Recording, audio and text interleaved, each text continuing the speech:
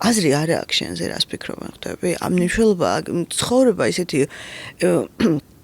ექსტრემალურ სიტუაციებში გაყენებს ყოველთვის ძალიანაც რო გინდოდეს ვერ იქნები კარგი გოგო. მართლა რო გინდოდეს ყოველთვის ყველას ვერ დაეხმარები, ყოველთვის არ გეცლებ, იმიტომ რომ შენ ამდენი რესურსი არ გაქვს. არც ძალა გაქვს ამდენი ხვდები, რომ ყოველთვის ყველას უსმინო, ყოველთვის ყველას იმ დროს გაიქცე სანახავად, როცა იმას უნდა. ნუ არ შეგიძლია ადამიანი ხარ, შენი ქაოსი გაქვს, შენი ფოთოები გაქვს, შენი შიშები გაქვს, როგორც ყველას.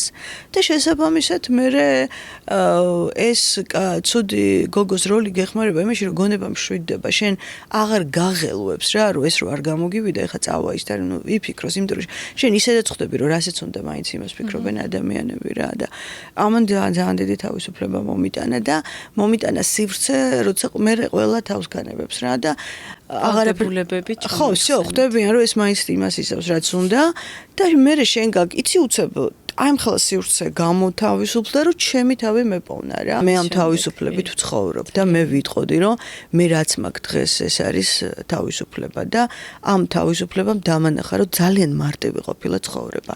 ძალიან მარტივი ყოფილა თუ შენ იტყვი, რომ რა ვქნა ვარ აი ეს.